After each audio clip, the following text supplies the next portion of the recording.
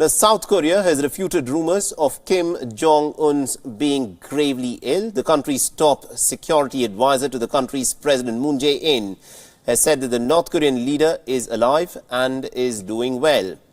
In an interview, Moon Cheong said that Seoul's position is pretty firm, that it has at this point of time not detected any suspicious movement so far.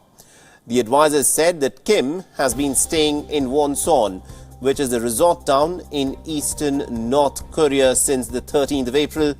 Remember, Kim has not been seen in public since the 11th of April, fueling speculation over his health. Now, reports have said that Kim Jong-un has undergone a heart surgery. In fact, the leader also missed the most important celebration in North Korea's political calendar, which is the birth anniversary of his grandfather, Kim Il-sung. That was on the 15th of April. All right, now to give us more information as to what is actually happening in terms of Kim Jong-un's health, we are joined in by our correspondent Bruce Harrison, who is joining us live from Seoul. Bruce, what do we know at this point of time about Kim Jong-un's health? Mohammed, we know very little about Kim Jong-un's health at this time. All the reports we have are unconfirmed from different media outlets, from a South Korean-based outlet run by North Korean defectors all the way to major Western media. But we don't know exactly what's going on, and we probably won't until North Korea puts out some kind of statement regarding Kim Jong-un's health, if there is something wrong, or he simply reappears in state media, whether in a video or a still image in a newspaper report, which a lot of people follow closely to track his whereabouts and perhaps his health.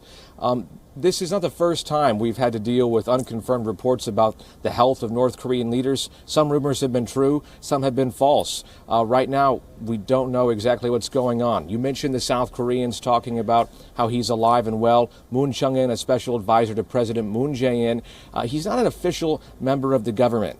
He doesn't have an official role with the Blue House, but he's a close confidant of President Moon Jae-in, and it seems he's speaking to an extent on behalf of the president here. And South Korea is known to have incredibly strong intelligence in the north, so I think a lot of people are putting weight behind what they're saying, perhaps more so over the unfounded or unconfirmed rumors regarding Kim's health. Right, and like you mentioned, that South Korea has a very strong intelligence in terms of what is happening in the north. But what explains the absence of Kim Jong-un from the public sphere since the 11th of April? We don't know exactly, Mohammed. As you mentioned, April 11th, the last time he was seen in state media.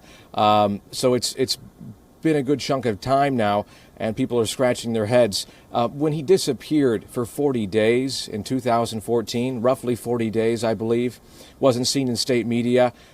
Speculation grew over his health and whether or not he had become ill. And then he did reappear, and he was seen walking with a slight limp. And South Korean media, as well as the government, had suggested he'd had an ankle surgery at that time. So it could be health-related. There's also rumors circulating that he may be attempting to shelter from COVID-19, but we just don't know.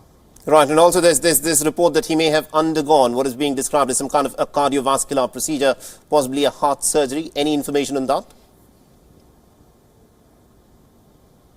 None at all, Mohammed. You know, most of that can be traced back to a report from an organization or a media outlet called Daily NK. It's run by North Korean refugees, and it's based here in Seoul.